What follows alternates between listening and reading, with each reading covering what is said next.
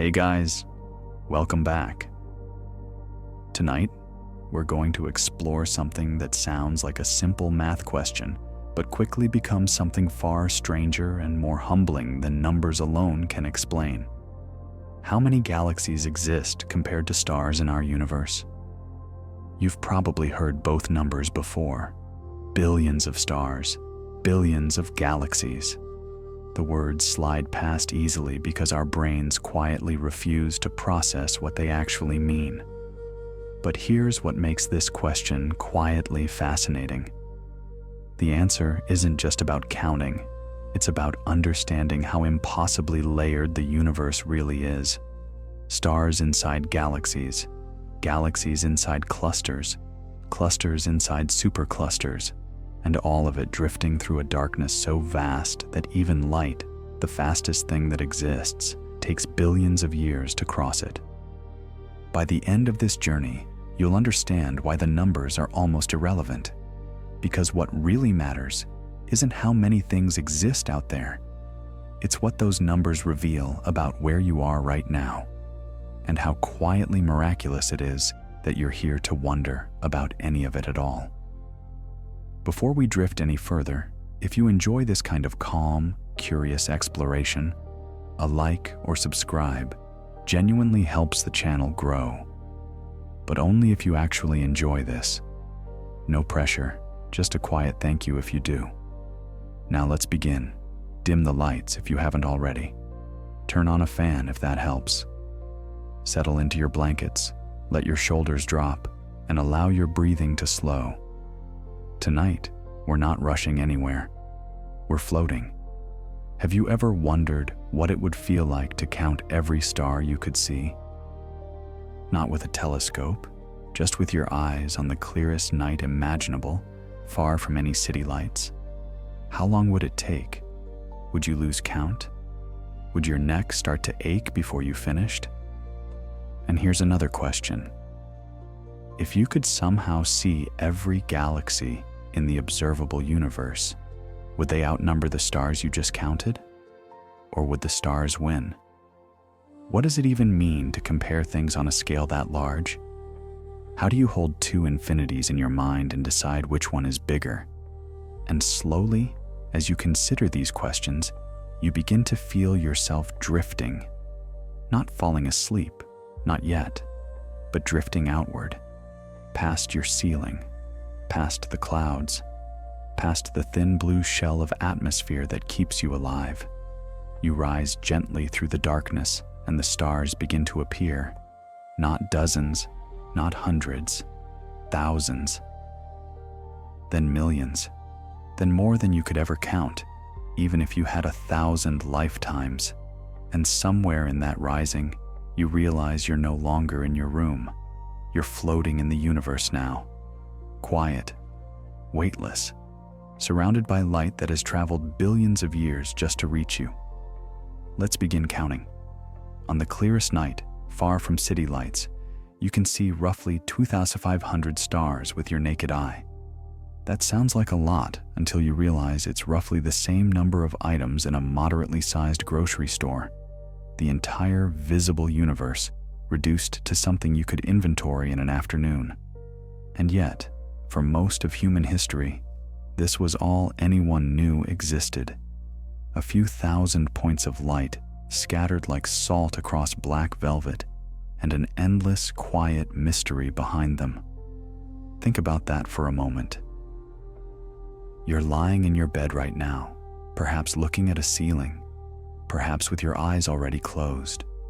And above you, past the roof, past the atmosphere, past everything familiar, there are stars, but not as many as you might think, not with just your eyes. The human eye, for all its remarkable engineering, is a limited instrument. It can detect light, yes, but only light that's bright enough and close enough to register. And in a universe where distances are measured in light years and brightness fades with the square of distance, that means most of what's out there remains invisible to you. If you've ever stood outside on a truly dark night, the kind of night that only exists far from highways and streetlights and the ambient glow of civilization. You've probably felt like you were seeing infinity. The sky seems impossibly full. Stars everywhere, more than you could ever count. But you could count them. It would take a few hours, maybe a long evening, but you could do it. Astronomers have done it. The number is around 2,500 for a typical observer with good eyesight, looking at the entire visible hemisphere. Double that for the whole sky, and you get roughly 5,000 stars visible to the naked eye from Earth. 5,000. That's it. That's your inheritance from the cosmos, at least without technological assistance. 5,000 points of light, scattered across a darkness that contains trillions more. It's a bit like standing at the edge of an ocean and being able to see only 5,000 drops of water. The rest is there. You just can't perceive it. And yet, those 5,000 stars were enough to build civilizations on. Ancient navigators crossed oceans using them. Farmers planted crops by their positions. Religions were born from the patterns they seemed to form. For thousands of years, humanity looked up at those few thousand lights and saw gods, monsters, heroes, and fate. We didn't know we were looking at a tiny sample. We didn't know the universe was hiding almost everything from us. We thought the sky was the whole story, when in reality, it was barely the opening sentence. Now, slowly, we drift a little higher, past the stars you can see, toward the ones you can't. A star is not a delicate thing. It is a violent, continuous explosion held together only by its own gravity. Hydrogen atoms crushed together so tightly that they fuse into helium, releasing energy that takes thousands of years just to fight its way to the surface. Every star you see is a war between collapse and explosion, perfectly balanced, burning for millions or billions of years. And you, right now, are warmed by one of them. A medium-sized, middle-aged, remarkably ordinary star that happens to be close enough to keep you alive. Let's stay with that thought for a moment. What is a star, really? At its core, literally at its core, a star is a nuclear furnace. Temperatures so extreme that the normal rules of matter stop applying. At about 15 million degrees Celsius, hydrogen nuclei move so fast that they overcome their natural repulsion and fuse together. This releases energy, enormous, almost incomprehensible amounts of energy. And that energy pushes outward, fighting against the equally enormous pull of gravity that wants to crush the star into a point. This is the fundamental tension at the heart of every star: gravity pulling inward, fusion pushing outward, and as long as those two forces remain balanced, the star continues to shine. It's a stability born from opposing catastrophes, a peace maintained by mutual destruction. The sun, our star, converts about 600 million tons of hydrogen into helium every second, and it has been doing this for about 4.6 billion years, and it will continue doing this for another 5 billion years or so, until the hydrogen runs out and more dramatic things begin to happen. But we don't need to worry about that tonight. Tonight, the sun is resting on the other side of the planet, and you are resting on this side, and the balance continues without your attention. What's remarkable is how ordinary our sun is. It's not particularly large. There are stars hundreds of times more massive. It's not particularly bright. There are stars millions of times more luminous. It's not particularly old or young or unusual in any measurable way. It is, by cosmic standards, completely average. And yet, it's everything. Without it, Earth would be a frozen rock drifting through darkness. With it, life emerged, evolved, and eventually produced beings who could look up and wonder what stars actually are. Every star in the night sky is doing the same thing: burning, fusing, holding itself together through a delicate balance of forces. Some are larger than our sun, burning hotter and faster, destined to die young in spectacular explosions. Others are smaller and dimmer, sipping their hydrogen slowly, capable of shining for trillions of years. And all of them, every single one, are impossibly far away. Let's drift a little further now. Let's consider just how many of these burning furnaces exist in our own corner of the universe. Our galaxy, the Milky Way, is a beast of incomprehensible scale. Current astronomical censuses suggest it contains somewhere between 100 billion and 400 billion stars. That is a margin of error of 300 billion, a gap so large that you could fit 3 entire other galaxies inside the mistake. It sounds imprecise, almost scientifically sloppy, until you realize the sheer audacity of the task. Counting stars from inside the galaxy is like trying to count the leaves in a dense forest while you are standing at the base of a single tree, unable to move. We cannot step outside to take a photo. We have to estimate based on mass, gravity, and the density of the small pockets we can see. We extrapolate. We build models. We accept that we will never get an exact number. And still, even the low estimate, 100 billion, is enough to give every human on Earth more than a dozen personal stars, with billions left over to spare. Let's try to truly make sense of this number, because our brains are not wired for it. 100 billion. Say it slowly. 100 billion stars. If you decided to count them one by one, and you managed to count one star every single second, without sleeping, without eating, without pausing to breathe or think, it would take you over 3,000 years to reach 100 billion. That is longer than recorded human history. If you started counting when the Great Pyramids were being built, you would only be finishing right now. And remember, that is just the low estimate. That is the minimum. The high estimate, 400 billion, would take you over 12,000 years. That is longer than the time since humans first developed agriculture. You would start counting as a hunter-gatherer in the Ice Age, watch civilizations rise and fall, watch the invention of writing, the steam engine, and the internet, and you would be finishing your count in some unimaginable future. And after all that effort, after 12,000 years of counting, you still would only have counted the stars in our single, solitary galaxy.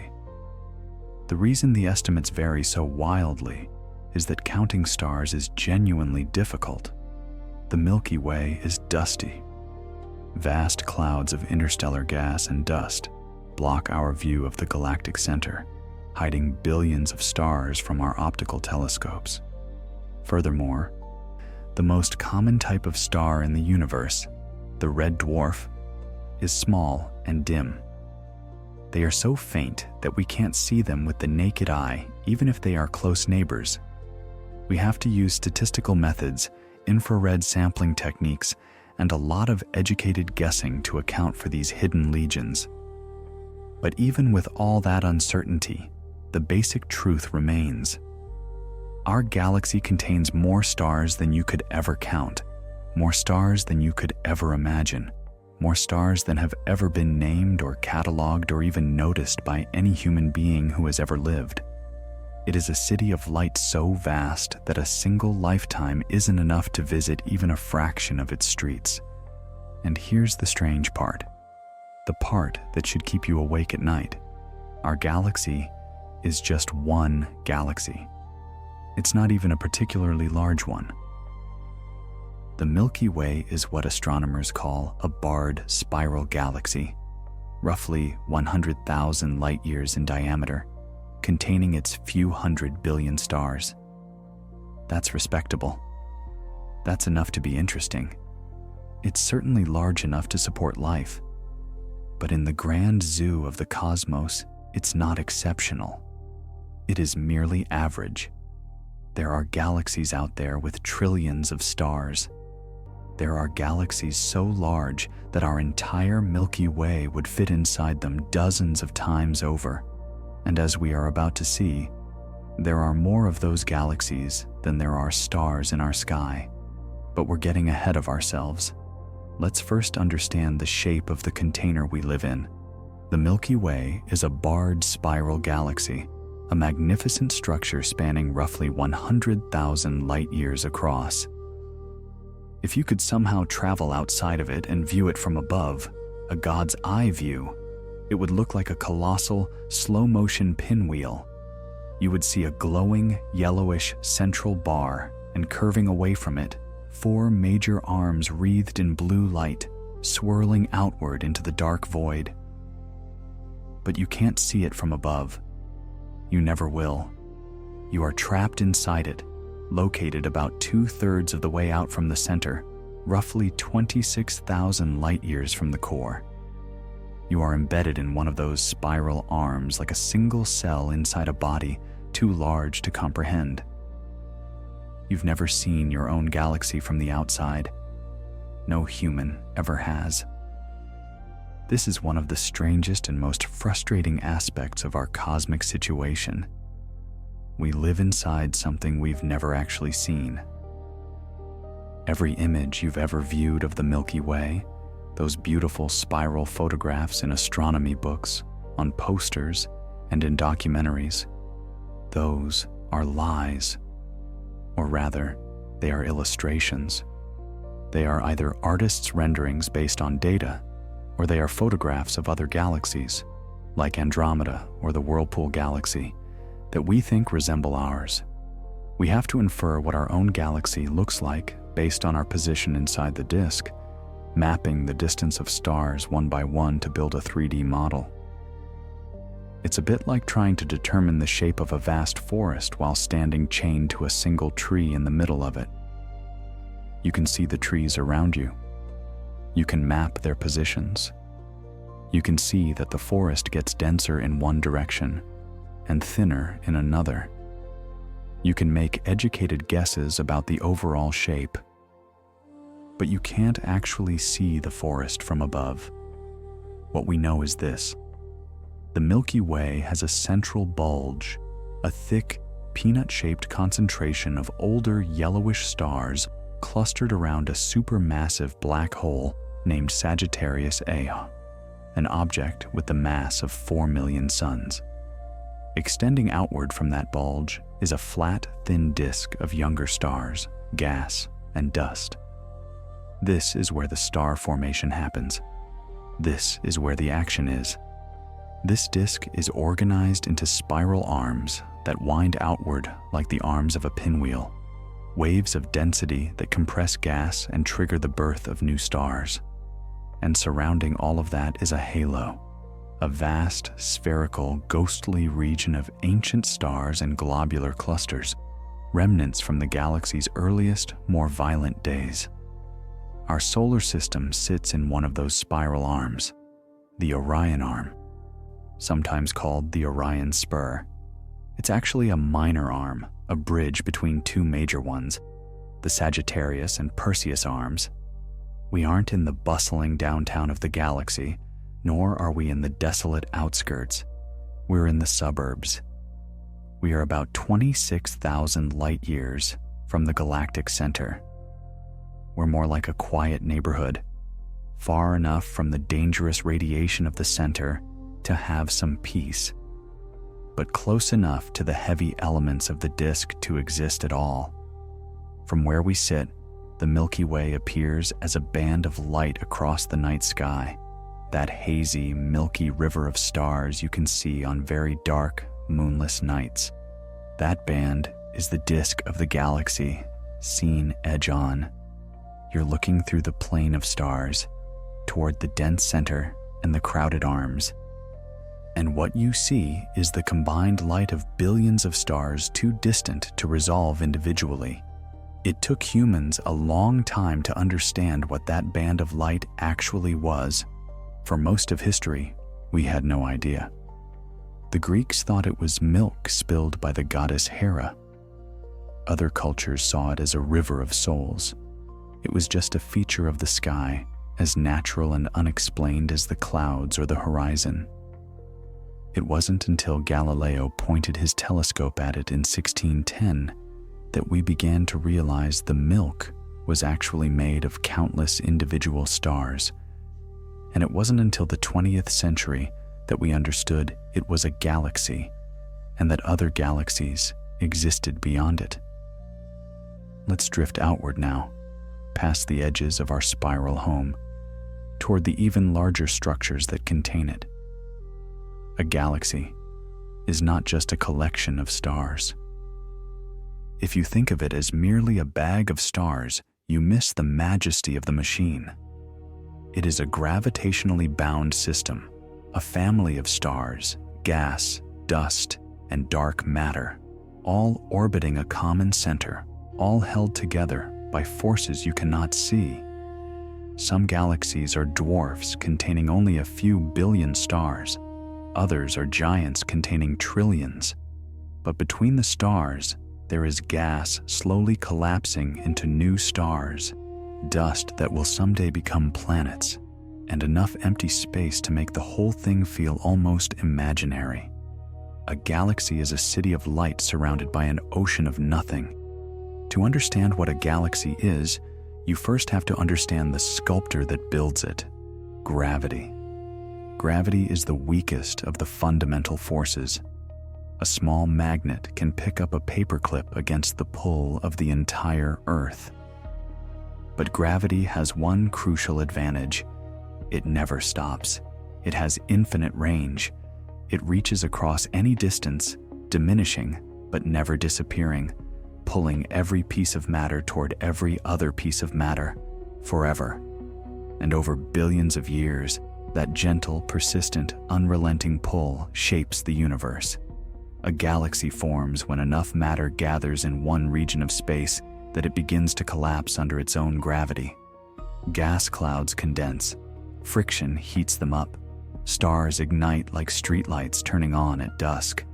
The whole system starts to rotate, flattening into a disk or settling into a sphere, depending on the initial conditions.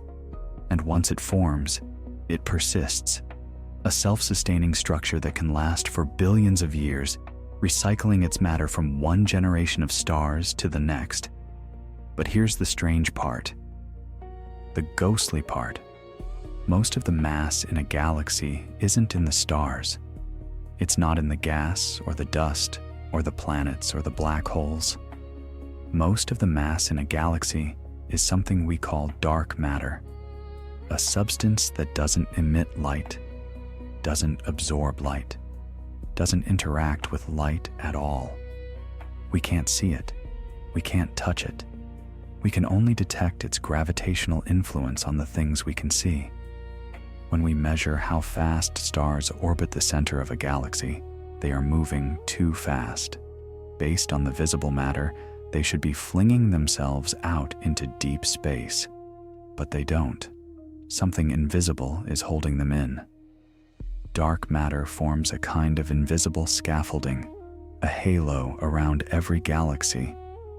Without it, galaxies wouldn't hold together. The stars would fly apart, the spiral arms would unwind, and the whole structure would dissolve into chaos.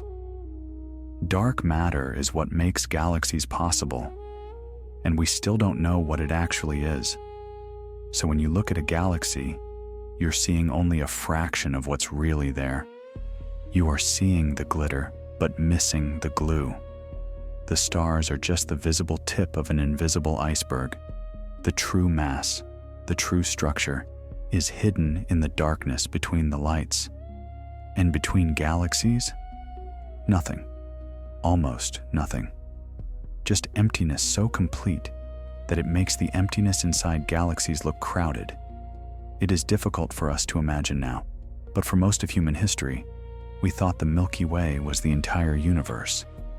We thought this was it, those fuzzy patches of light in the night sky. Astronomers saw them and called them nebulae. They thought they were clouds of gas, perhaps forming solar systems nearby. Nothing special. It wasn't until 1923 and 1924 that Edwin Hubble changed our perception of reality forever.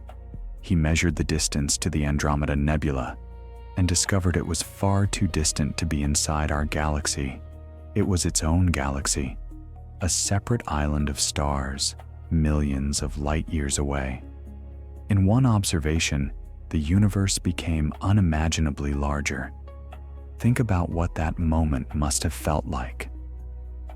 For centuries, astronomers had debated the nature of these spiral nebulae. It was known as the Great Debate. Some thought they were nearby gas clouds. Others, like Immanuel Kant, suspected they might be island universes, distant star systems, but there was no way to prove it. The technology didn't exist to measure such vast distances. Then, Hubble found a way.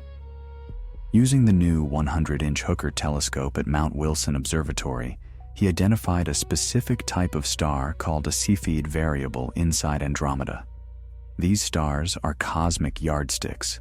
Their brightness pulsates in a predictable pattern related to their true luminosity. By timing the pulse, Hubble could calculate the true brightness, and by comparing that to how bright it looked, he could calculate the distance. The answer was stunning. Approximately 2.5 million light-years. 2.5 million light-years. That's so far that the light you see from Andromeda tonight left that galaxy before modern humans existed. It left before we had language, before we had fire, before we had left Africa. It's so far that our entire Milky Way, all 100,000 light-years of it, could fit in the space between here and there, more than 20 times over.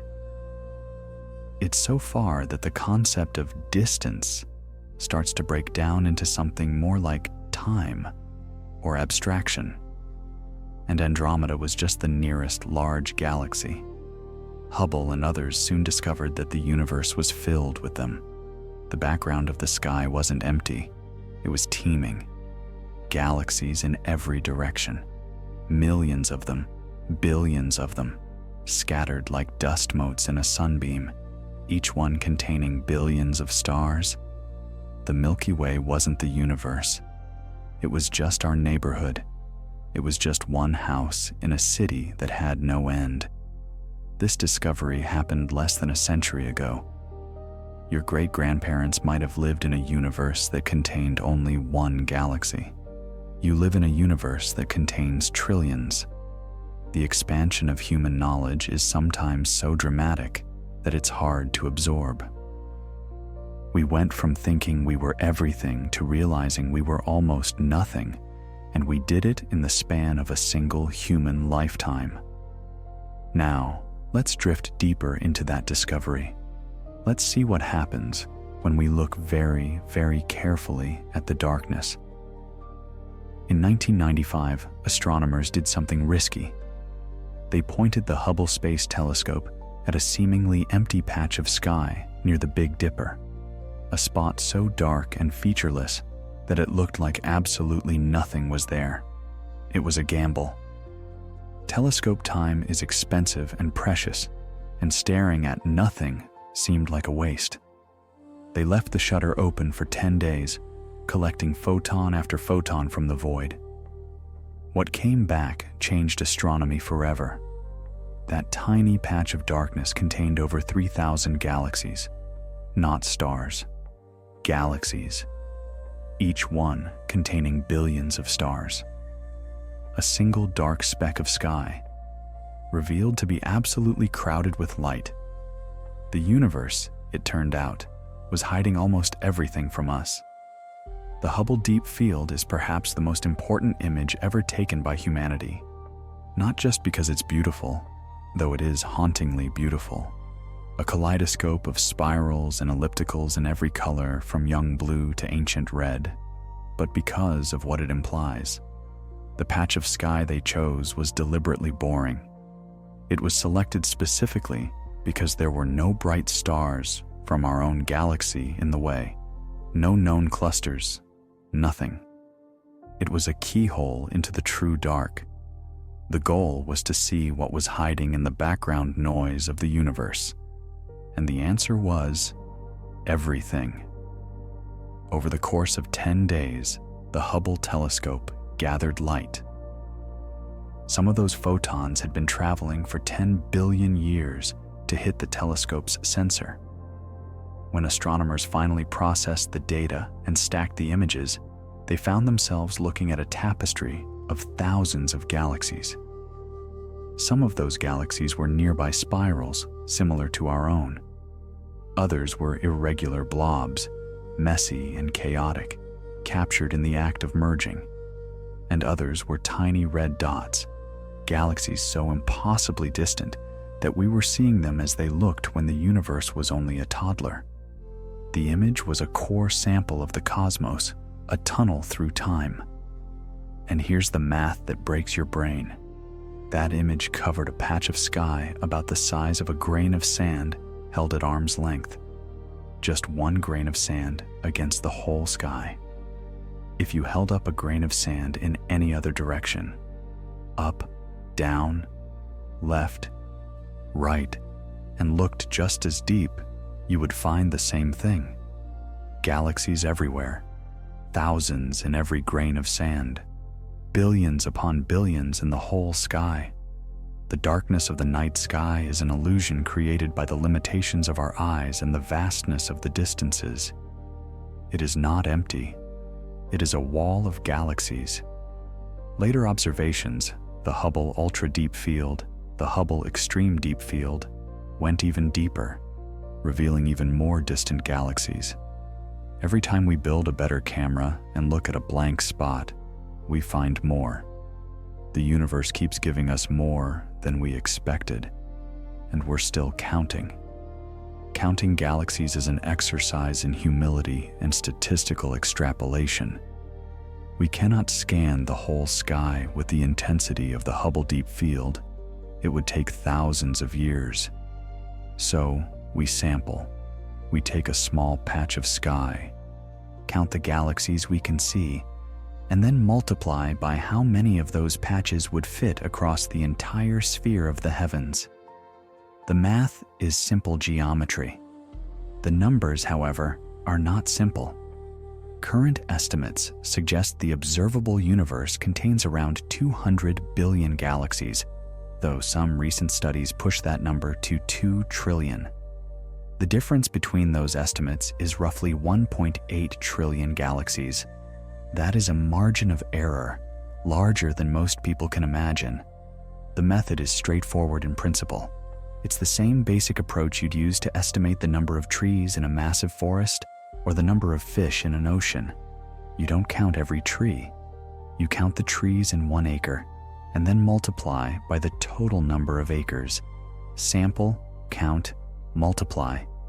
But the execution is enormously complicated. Galaxies come in all sizes, from dwarfs with a few billion stars to giants with trillions. The small ones are much harder to see, especially at great distances. They are dim, they are diffuse, and they fade into the background noise. Every telescope has a limiting magnitude, a threshold below which it sees nothing. So any count is necessarily incomplete. We are always missing the faintest members of the population. For decades, the standard estimate was around 200 billion galaxies in the observable universe. That number came from careful analysis of the Hubble Deep Field images and similar observations.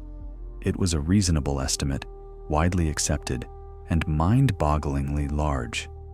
200 billion galaxies is already too many to comprehend. Then, in 2016, a team of astronomers published a new analysis. They used mathematical models to account for the galaxies we couldn't see, the small, faint ones that fall below our detection threshold. They modeled the early universe and calculated how many small galaxies must have existed to merge together to form the large ones we see today. Their conclusion was shocking. The true number was probably closer to 2 trillion, 10 times higher than previous estimates.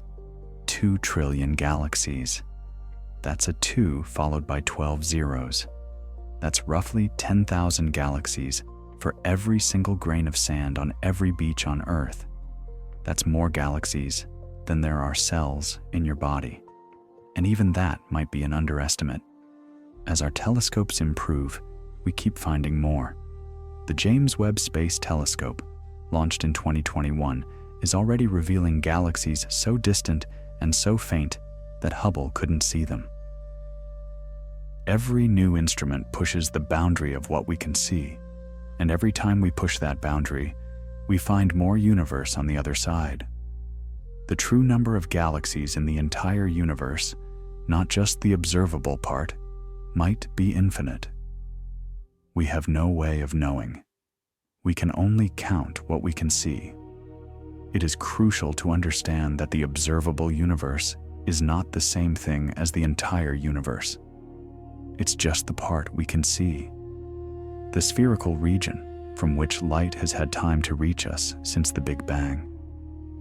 Beyond that edge, there is almost certainly more universe, more galaxies, more stars, more space. But the light from those places hasn't arrived yet. It may never arrive because the universe is expanding, and it is expanding faster than we can travel. We are surrounded by a horizon we can never cross, looking out at a fraction of something that may be infinite. This is one of the most important and least understood concepts in cosmology. We are trapped in a bubble of light. The observable universe is a sphere centered on Earth, or more precisely, centered on you, the observer. Its radius is about 46 billion light years, which means its diameter is roughly 93 billion light years.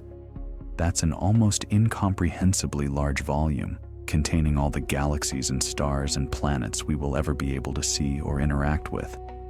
But it's not everything. The universe doesn't just stop at the edge of our vision. The edge of the observable universe isn't a physical wall or a cliff in space. It's a boundary in time. It's a light horizon. Since the universe is about 13.8 billion years old, and light travels at a finite speed, there is a limit to how far we can see. We can only see things whose light has had enough time to get here. Everything beyond that distance is invisible to us, not because it doesn't exist, but because the news of its existence hasn't reached us yet. And here's the dark twist. The universe is expanding. And it's not just expanding, it's accelerating. Dark energy is stretching the space between galaxies faster and faster. Distant galaxies are being carried away from us by the expansion of space itself. Some are already receding from us faster than the speed of light. We can still see them right now, because the light they emitted long ago is still reaching us. But the light they are emitting today will never reach us. They are crossing our event horizon. They are becoming causally disconnected from us. Over deep time, more and more of the universe will slip beyond our reach. Distant galaxies will fade, redshift, and vanish one by one until eventually, in the very far future, an observer in our region of space might look out and see only the local galaxies bound to us by gravity. They might conclude incorrectly that the universe is small and static because the evidence of the vast, expanding cosmos has disappeared over the horizon. We live in a privileged time. We can still see the evidence of the universe's vastness. We can still see the Big Bang's afterglow. Future observers may not be so lucky. Here is where the math stops being a simple tool for calculation and starts being a mechanism for inducing existential vertigo. We need to stop and truly confront the sheer, crushing disparity between the number of residents in the universe and the number of houses they live in. Let's recap the numbers we've gathered so far. On one hand, we have the galaxies, the cities of the cosmos. Current estimates suggest the observable universe contains roughly 200 billion to 2 trillion galaxies. That is a staggering number on its own. It is a number that already breaks the human mind, but each one of those galaxies acts as a gravitational container for something else. Each galaxy is a swarm, a hive, a nest. Inside each one, on average, burn anywhere from 100 billion to 400 billion stars. To find the total population of stars, we cannot just add these numbers. We have to multiply them. And when you multiply two gargantuan numbers together, the result is something that looks less like mathematics and more like madness. Let's walk through this calculation slowly. If we take the conservative estimate, 200 billion galaxies, and multiply it by the lower average of 100 billion stars per galaxy, we get 20 sextillion stars. If we take the higher estimate, 2 trillion galaxies, and multiply by 200 billion stars, we get 400 sextillion stars. Sextillion. It is a word that feels made up. It sounds like a placeholder used by a child who doesn't know how to count any higher, but it is real. Written out, 20 sextillion is a 2 followed by 22 zeros. To visualize this, we have to leave the realm of numbers and enter the physical world. Go to a beach, a long sandy beach. Reach down and pick up a single handful of sand. In that one handful, there are roughly 10,000 grains of silica. Now, imagine counting every single grain in your hand. Then, do not stop. Count every grain of sand on the entire beach, millions upon millions of grains. Then, keep going. Count every grain of sand on every beach on every continent on Earth. Then, go to the deserts. Count the Sahara. Count the Gobi. Count the Mojave. Count the silt on the bottom of the oceans. Scientists have estimated the total number of sand grains on Earth to be roughly 7.5 quintillion. The number of stars in the universe is sextillions. That means there are not just more stars than grains of sand on Earth.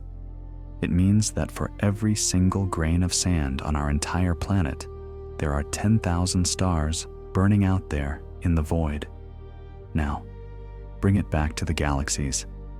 If every star is a grain of sand, then a galaxy is a dump truck filled with sand. The universe is a parking lot containing 2 trillion dump trucks. The sheer volume of the contained, the stars, completely dwarfs the volume of the containers, the galaxies. The comparison is staggering. Stars outnumber galaxies by a factor of roughly 100 billion to 1. It is not a close race, it is a landslide. The universe is absolutely saturated with stars. They are the fundamental pixels of reality, the ubiquitous sparks of energy that light up the dark. Galaxies, by comparison, are rare.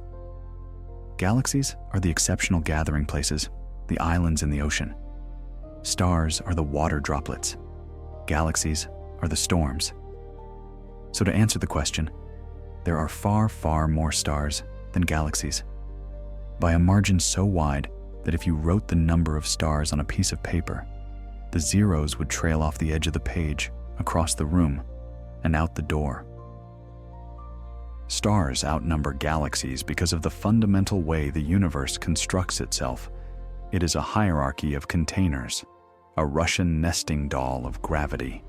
It sounds like a tautology. There are more stars because galaxies are made of stars. But hidden inside that obvious statement is a deep truth about cosmic architecture and the physics of how matter behaves. Think of it like the structure of a biological body. You have one body. Inside that body, you have organs. Inside those organs, you have tissues. And inside those tissues, you have trillions of cells. Stars are the cells of the universe. Galaxies are the organs. The cosmic web is the body. Of course, the cells outnumber the organs. That is how complex structure works. The small components must always outnumber the large systems they create. But let's look deeper into why this happens physically. Why doesn't the universe just make giant galaxy-sized stars? Matter in the universe loves to fragment. it loves to break apart. After the Big Bang, the universe was a smooth, nearly uniform soup of hydrogen and helium gas. As gravity began to pull this gas together, it didn't just form one giant ball. It fragmented. It broke into smaller and smaller clouds. Inside a forming galaxy, giant molecular clouds of gas collapse under their own weight. But as they collapse, they become turbulent. They swirl and eddy. They don't collapse into a single monster star. They shatter. They fragment into hundreds of thousands of smaller, denser cores, each one eventually igniting to become a star. It's like shattering a pane of glass. You don't get one big shard. You get thousands of tiny splinters. The physics of cooling gas dictates that the universe prefers to make many, many small things rather than one big thing. So galaxies are the parent structures. They provide the gravity well, the pressure, and the raw materials. They are the factories. Stars are the product coming off the assembly line, and stars are the engines of everything. They are where the universe actually does its work. A galaxy without stars is just a dark cloud of gas and dark matter, a dark galaxy, and we think those might actually exist. But without stars, they are invisible, cold, and dead. They are ghosts. A star, however, is a nuclear furnace. It is a transmutation machine. It turns hydrogen into helium, helium into carbon, carbon into oxygen. It creates the light that allows us to see. It creates the heat that allows liquid water to exist. It creates the heavy elements that make up the rocky planets, the asteroids, and our own bodies. So, while galaxies win in terms of size and mass, stars win in terms of population and utility. They are the working class of the cosmos. They are the streetlights, the hearths, and the creators. The universe is built of galaxies, structurally speaking, but it is lit by stars. Without the sheer number of stars, the universe would be a cold, dark, structureless void. Despite the fact that stars vastly outnumber galaxies by billions to one, when astronomers try to map the universe, they don't count stars. They count galaxies. Why? Why focus on the rare containers instead of the abundant lights? Because counting stars doesn't tell you the shape of the universe. It gives you too much noise and not enough signal. Imagine you are trying to map the Earth at night from a satellite in orbit. If you try to count every single street lamp, every porch light, every car headlight, every campfire, you end up with a chaotic mess of billions of points of light. It's too much data, and it's too granular. You can't see the forest for the trees. But if you count the cities, the clusters of lights, you immediately see the structure of human civilization. You see the coastlines defined by ports. You see the highways connecting the major hubs. You see the trade routes and the vast, empty wildernesses where no one lives. Galaxies are the cities of the cosmos. They are the markers of large-scale structure. When we map the positions of millions of galaxies, as projects like the Sloan Digital Sky Survey have done, we aren't just making a list. We are revealing the skeleton of the universe. We see that galaxies aren't scattered randomly like salt spilled on a black table. They are organized. They form vast walls. They form long, winding filaments. They cluster together in dense knots. And perhaps most terrifyingly, they leave vast, empty voids, bubbles of nothingness millions of light years across, where almost nothing exists. Counting stars would never reveal this cosmic web. Only counting galaxies can show us the architecture of reality. Furthermore, galaxies have personalities in a way that stars don't. Stars are relatively simple physics engines. If you know a star's mass and its age, you know almost everything about it. A star with the mass of the Sun located here behaves exactly like a star with the mass of the Sun located a billion light-years away. They are predictable. But galaxies? Galaxies are messy. Galaxies are complex ecosystems. They are biological in their diversity. They are shaped by their history. A beautiful, flat, spiral galaxy tells you it has lived a relatively quiet life, allowing its disk to settle into a fragile plane over billions of years. An elliptical galaxy, a fuzzy blob, tells you a story of violence. It tells you a history of collisions and mergers that scrambled its stars into a chaotic ball. A ring galaxy tells you of a bullseye hit, where one galaxy punched through the center of another, sending out a ripple of star formation like a stone dropped in a pond. Galaxies breathe. They inhale gas from the intergalactic medium to make new stars. They exhale gas through supernova explosions and supermassive black hole jets. They interact with their neighbors. They evolve. They age. They die. So, when we ask, how many galaxies are there, we are asking a sociological question about the universe. We are asking about the population of distinct, evolving systems. We are asking how many island universes exist, each with its own history, its own chemistry, and potentially, its own observers looking back at us. We need to stop and talk about the scale of the empty space, because human intuition fails completely here. We are used to things being close together. We see images in textbooks of galaxies colliding, or diagrams where galaxies look like they are packed together like pebbles. But those images are lies born of necessity. We have to shrink things down to fit them on the page. In reality, galaxies are incredibly, terrifyingly lonely. Let's scale the universe down to a human size to understand this isolation. If the Sun were the size of a ping-pong ball, the nearest star, Proxima Centauri, would be another ping-pong ball about 1,100 kilometers, 700 miles away. That's the distance from New York to Chicago, just 2 ping-pong balls in that entire distance. That is the emptiness inside a galaxy.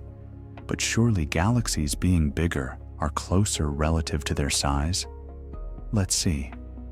If the Milky Way were the size of a standard dinner plate, about 25 centimeters across, the nearest large galaxy, Andromeda, would be another dinner plate about 6 to 7 meters, 20 to 25 feet away. That doesn't sound too bad, right? 2 plates in a large living room. But now, imagine the rest of the universe.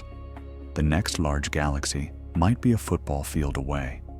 The next cluster might be miles away. And in between those plates, nothing. Absolutely nothing. The space between galaxies, known as the intergalactic medium, is a vacuum far more perfect than anything we can create in our best laboratories on Earth. It contains maybe 1 atom of hydrogen per cubic meter. It is silence. It is cold, barely above absolute zero. It is a void so deep that it constitutes the vast majority of the universe's volume. And light takes time to cross these gaps. Light, the fastest thing in the universe, the universal speed limit, takes 2.5 million years to travel from Andromeda to us. Think about that delay. If you could send a text message to a civilization in Andromeda today, and they replied instantly upon receiving it, you would receive the answer in 5 million years. 5 million years ago, humans didn't exist. We were primitive apes climbing down from trees. In 5 million years, the human species will likely be gone or evolved into something unrecognizable.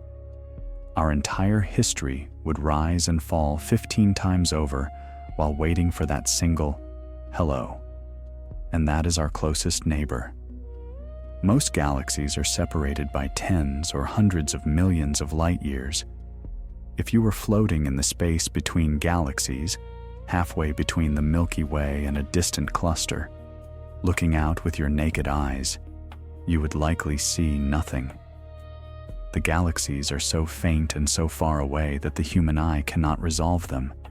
The sky would be pitch black, no stars, no band of the Milky Way, just an infinite, featureless, suffocating dark. This isolation has profound consequences for the nature of existence. It means that whatever happens in a galaxy stays in that galaxy. Civilizations can rise and fall, stars can explode, entire worlds can burn, and the galaxy next door will essentially never know. We are quarantined by distance. We are trapped on our island, seeing distant signal fires that were lit millions of years ago, forever unable to cross the black ocean between us. In our census of the universe, we tend to focus on the celebrities, the grand spirals like the Milky Way with their majestic arms, or the giant ellipticals glowing like golden orbs. But this is a bias. It's a selection effect. It's like judging the population of Earth by only looking at billionaires and movie stars. The vast majority of galaxies are dwarfs. These are the silent majority of the cosmos, the working class of the universe. Dwarf galaxies are small, often irregular, blobby, and very faint. While the Milky Way has hundreds of billions of stars, a dwarf might have only a few million, or perhaps a billion. Some are so sparse, so fluffy, that you can see right through them to the galaxies behind them. Because they are so faint, they are incredibly hard to find. We call this the surface brightness problem. A dwarf galaxy might be right in front of our telescopes, but its light is so spread out, so diffuse, that it blends in with the background noise of the sky. We look right through them.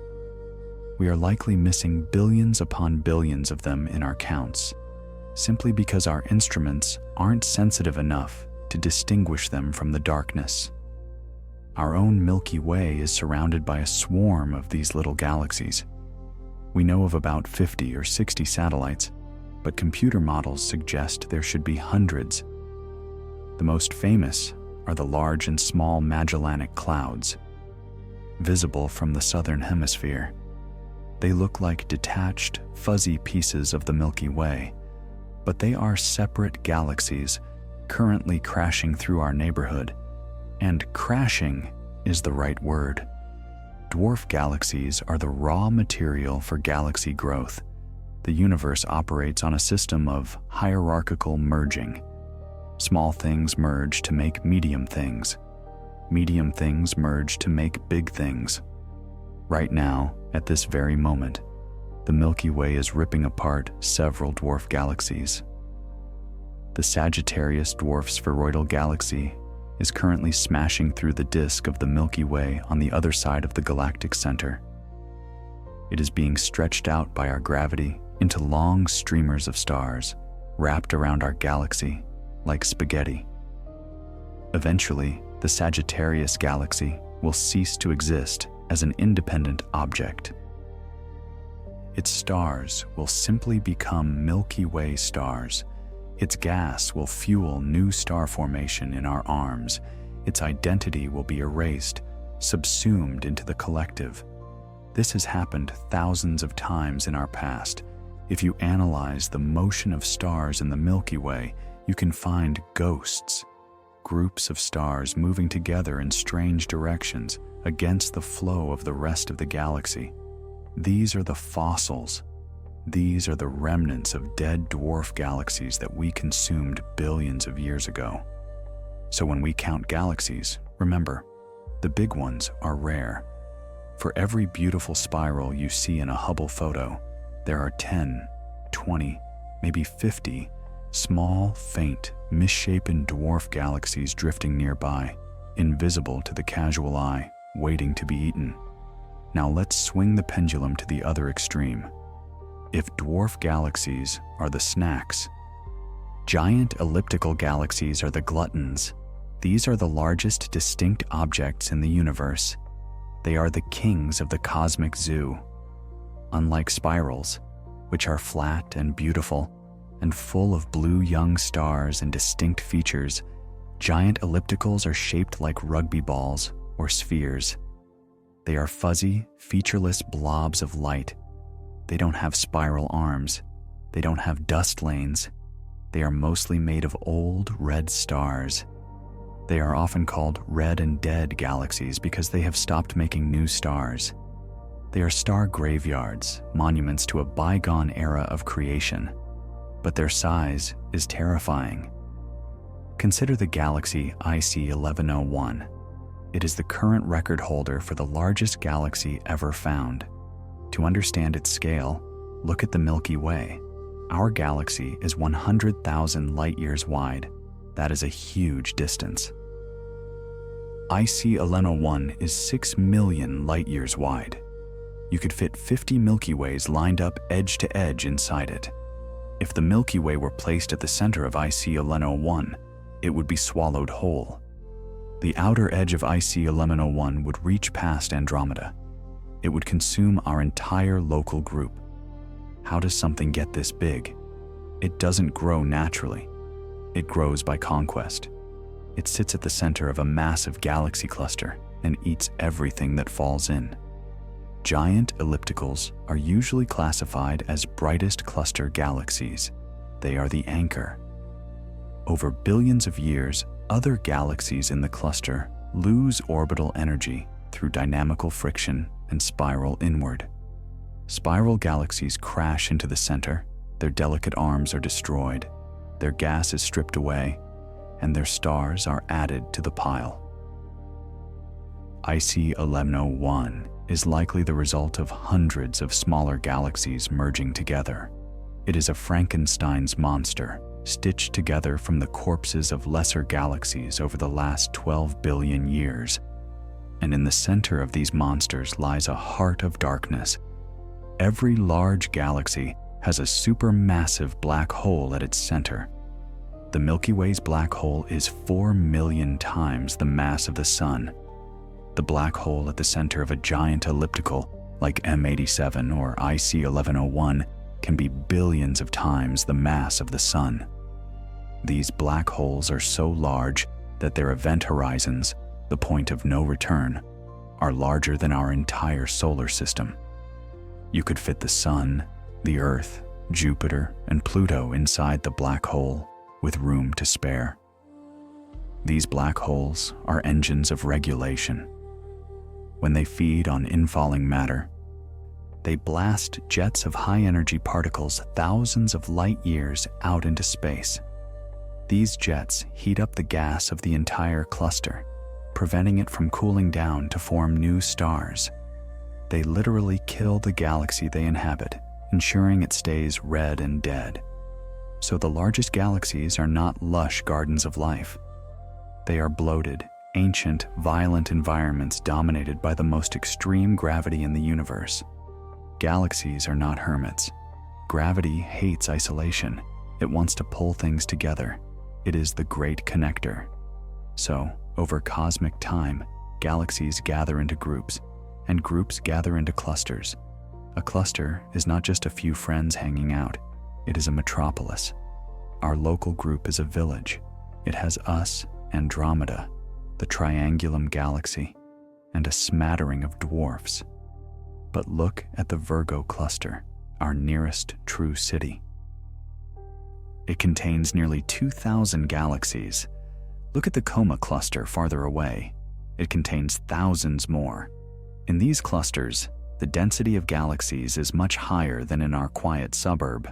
In the Milky Way's neighborhood, galaxies are far apart and interactions are slow. In a cluster, they are swarming. They act like bees in a hive. They zip past each other at thousands of kilometers per second. Collisions are frequent.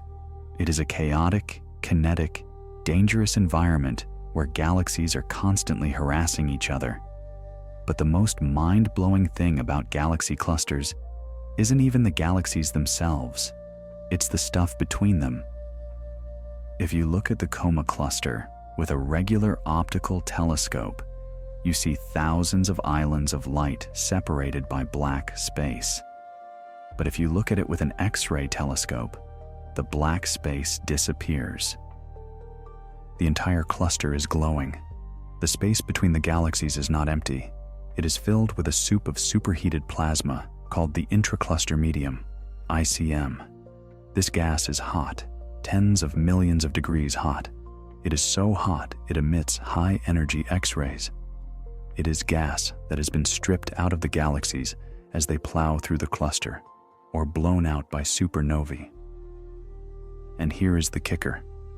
There is more mass in this hot, invisible gas than there is in all the stars of all the galaxies in the cluster combined. The visible galaxies are just the tip of the iceberg.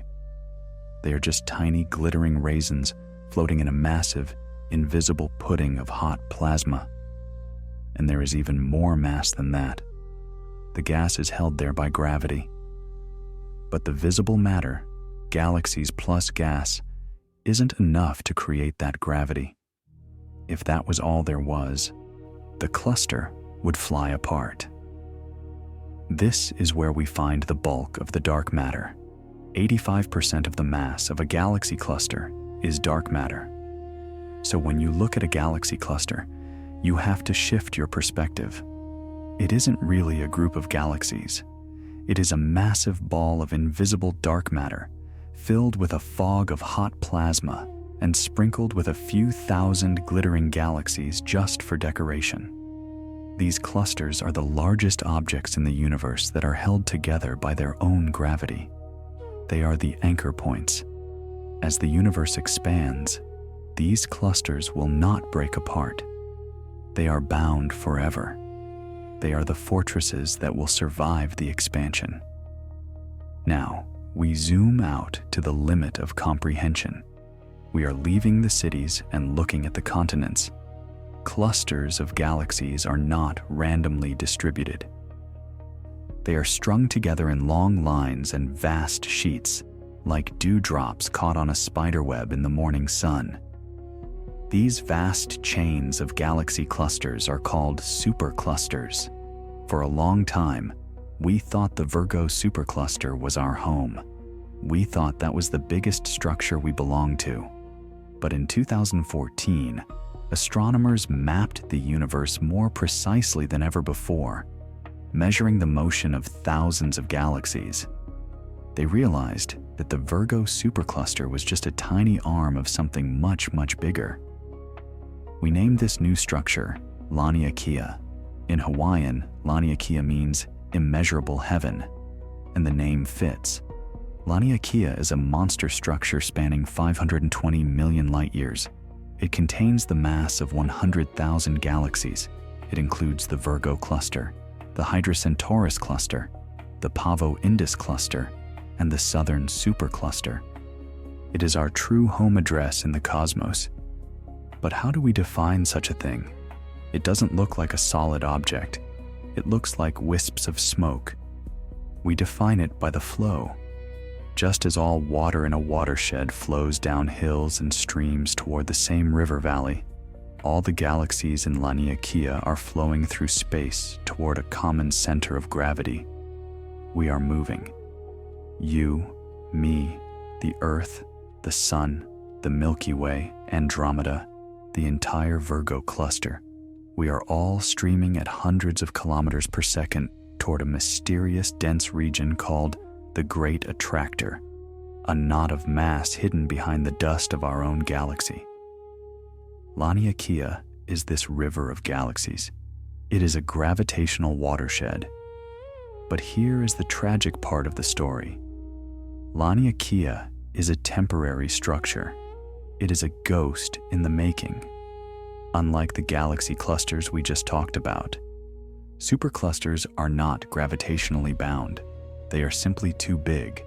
The gravity stretching across 500 million light-years is incredibly weak. It takes eons for a gravitational signal to cross that distance, and fighting against that gravity is dark energy, the mysterious force that is accelerating the expansion of the universe. In the battle between gravity and dark energy, gravity wins on the scale of clusters, but dark energy wins on the scale of superclusters. Laniakea is being torn apart from the inside. Even as we flow toward the great attractor, the space between the clusters is expanding faster than we can traverse it.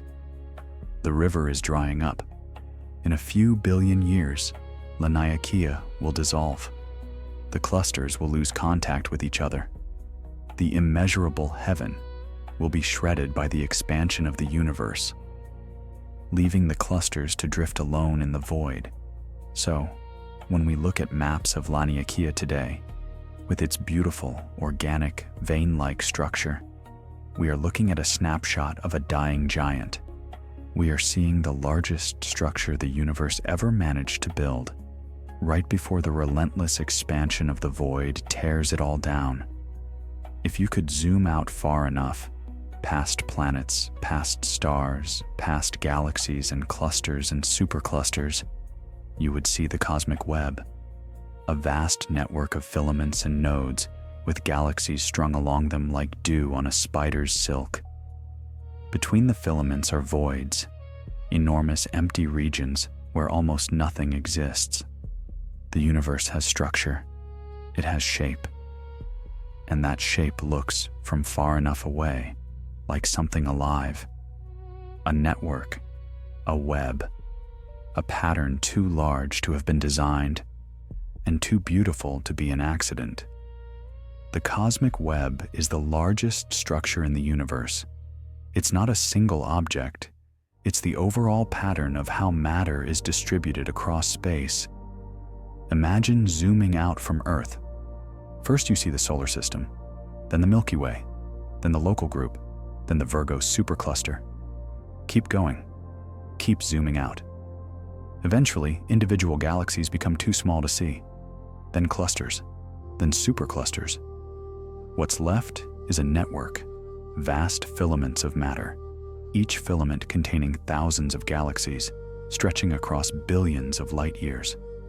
The filaments connect at nodes, where galaxy clusters sit like cities at intersections. And between the filaments, there is almost nothing, just enormous voids, empty of galaxies, empty of matter, empty of everything. This structure emerged from the early universe. Right after the Big Bang, matter was distributed almost uniformly, but not perfectly. There were tiny variations, regions slightly denser than average, and regions slightly less dense. Gravity amplified those variations over billions of years. Dense regions pulled in more matter and became denser. Sparse regions lost matter and became emptier. The result is what we see today, a universe that is not uniform but structured, a universe of peaks and valleys, of crowded filaments and empty voids, a universe with architecture. And that architecture looks, from far enough away, like a web, like a network of neurons, like a pattern that has meaning even if we can't read it. Let's drift deeper into this structure for a moment. Let's try to understand what it really means. The filaments of the cosmic web are not thin threads. They are vast rivers of matter, each one hundreds of millions of light years long and tens of millions of light years wide. Inside each filament, galaxies flow like fish swimming downstream, all moving in roughly the same direction, all pulled by the gravity of the densest regions. Where filaments intersect, you find the nodes, the densest concentrations of matter in the universe. These are where the great galaxy clusters live. The Virgo cluster, the Coma cluster, the Perseus cluster. Each one a gravitational well so deep that thousands of galaxies have fallen into it and cannot escape. The clusters are not static. They are still growing, still pulling in more galaxies from the surrounding filaments. Matter flows along the filaments toward the nodes, like water flowing downhill toward a lake. The cosmic web is not a frozen structure. It is a dynamic system, constantly evolving, constantly changing, but the changes are slow, so slow that no human lifetime could perceive them. A galaxy takes billions of years to travel the length of a filament, A cluster takes billions of years to absorb a new member. The cosmic web moves, but it moves on timescales that make human history look like a single heartbeat. And yet, even though we cannot watch it change, we can see its history. Because light takes time to travel, distant galaxies show us the universe as it was billions of years ago. We can compare the cosmic web at different ages and see how it has evolved. In the early universe, the filaments were less defined, the clusters smaller, the voids shallower. Over time, gravity has sharpened the structure, deepening the contrasts, making the web more distinct. In the far future, the cosmic web will continue to evolve, but not forever. The expansion of the universe is accelerating. Eventually, that acceleration will overcome the gravity that holds the web together. Filaments will stretch and thin, clusters will drift apart. The web will slowly dissolve, leaving only isolated clumps of matter in an ever emptier universe. But that is billions of years away. Tonight, the cosmic web is intact. Its filaments stretch across the darkness. Its nodes glow with the light of 1,000 galaxies. And somewhere inside one of those filaments, in an ordinary galaxy on an ordinary planet, you are lying in your bed, thinking about it all. The cosmic web doesn't know you exist. It doesn't care. It is too large for caring, but you know it exists. And in some strange way, that knowledge connects you to it. You are a small piece of matter, briefly conscious, briefly aware of the pattern you're embedded in. That's remarkable. That's worth pausing to appreciate. Now, let's drift into the spaces between the threads. Let's explore what happens where the web is thinnest, where matter is almost completely absent. The voids are not small. The Bode's void, one of the largest known, is 330 million light-years across and contains almost nothing. If you were somehow placed in the center of it, you would see no galaxies in any direction. Just darkness, just distance, just time stretched across emptiness so complete that it would feel less like space and more like an ending. These voids make up most of the universe's volume. The cosmic web is mostly holes. Let's talk about emptiness. The universe is often described as full of galaxies, but that's misleading. The galaxies are concentrated in filaments and nodes, and between those structures, there is almost nothing. The voids make up most of the universe's volume. Some estimates suggest over 80% of space is essentially empty. The Bode's void is one of the most famous examples. It's a roughly spherical region about 330 million light-years in diameter, and it contains almost no galaxies. There are a few, about 60 have been detected, but spread across that volume, they're almost invisible. On average, you would have to travel tens of millions of light-years to find a single galaxy. What would it feel like to be inside the void? Dark. Impossibly dark. The nearest galaxies would be so distant that they would appear as faint smudges, barely visible even with powerful telescopes.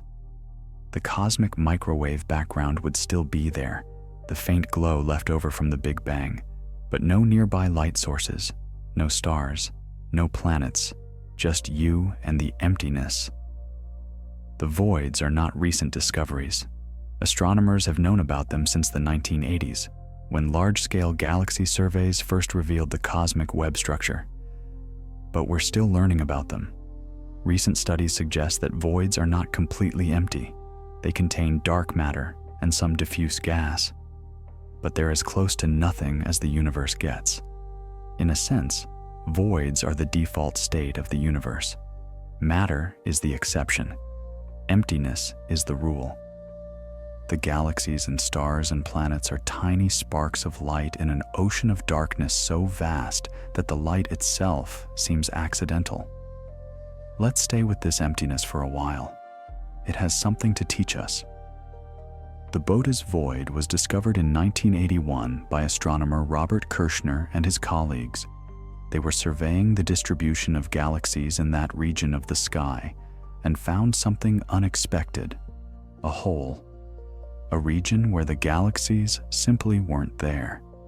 At first, they thought it might be a mistake. Maybe their instruments were malfunctioning. Maybe there was dust blocking their view. But further observations confirmed it. The void was real. It was an enormous bubble of nothing, surrounded by walls of galaxies, as if the universe had simply forgotten to fill that space. Since then, astronomers have discovered many voids. They come in all sizes, from tens of millions of light years across to hundreds of millions. Some are roughly spherical, others are irregular, shaped by the filaments that surround them. Together, they form a kind of cosmic sponge, with the matter concentrated in the walls and the voids occupying the empty spaces inside. The largest known void is the KBC void, also called the local void, which surrounds our own region of space. We appear to be living near the edge of an unusually empty region of the universe, about 2 billion light-years across. This is not a complete void. There are still galaxies inside it, including our own, but it is significantly less dense than average. What created the voids? The same process that created the filaments: gravity and time. In the early universe, small variations in density meant that some regions had slightly more matter than average, and some had slightly less. Over billions of years, gravity amplified these differences. Dense regions pulled in more matter, becoming the filaments and clusters of the cosmic web. Sparse regions lost matter, becoming the voids. It's a kind of cosmic sorting. Matter flows from low-density regions to high-density regions, leaving the voids emptier and the filaments fuller. The process is slow, but inexorable. The voids have been emptying for 13 billion years, and they will continue to empty for billions more. And what about life inside a void? Could there be civilizations out there, in those sparse galaxies drifting through the emptiness? It's possible. The galaxies inside voids are real galaxies, with real stars and presumably real planets. But their isolation is profound. A civilization in the center of the Bode's void would look out at a sky almost entirely devoid of other galaxies. They would have no neighbors for hundreds of millions of light years. Their understanding of the universe would be shaped by that isolation. Imagine growing up in such a place. Imagine looking up at your night sky and seeing only darkness beyond your own galaxy. You might never guess that the universe was filled with other galaxies. You might believe you were alone, truly, completely alone, in a cosmos that seemed designed for emptiness.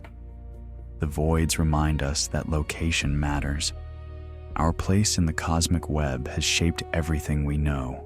We live in a relatively dense region, surrounded by other galaxies, able to see the structure of the universe clearly. That's not guaranteed. That's lucky. Now, slowly, let's drift back toward the light, back toward the galaxies that trace the web's bright threads. And let's consider why our understanding of all this keeps changing. Every few years, the estimated number of galaxies changes. In 2016, a study suggested there might be 2 trillion galaxies in the observable universe, 10 times more than previous estimates. The reason? We'd been missing the small ones, the faint ones, the distant ones hidden behind brighter neighbors. Counting galaxies is not like counting coins. It's like counting raindrops during a storm while standing inside a fog bank. Every new telescope shows us more, and every new estimate makes the universe feel larger. This is one of the most important lessons of astronomy. Our numbers are always incomplete. When Hubble first discovered other galaxies, we thought there were a few million in the universe. Then surveys pushed the number to billions, then hundreds of billions, then trillions. Each estimate was replaced by a larger one as our instruments improved. The 2016 study that proposed 2 trillion galaxies used a clever approach. The researchers combined observations of the nearby universe, where we can see even faint galaxies, with observations of the distant universe, where we can only see the brightest ones. By modeling how the number of galaxies should change with distance, they estimated how many we were missing. The answer was a lot. Something like 90% of galaxies in the observable universe are too faint to see with current technology. Most of them are small dwarfs, barely visible even nearby, completely invisible at cosmic distances. This means the universe is even more crowded than we thought. Every patch of sky contains not thousands of galaxies, but tens of thousands, most of them hidden below our detection threshold. The darkness of space is an illusion created by the limitations of our eyes and instruments, and it's likely that future estimates will be even higher.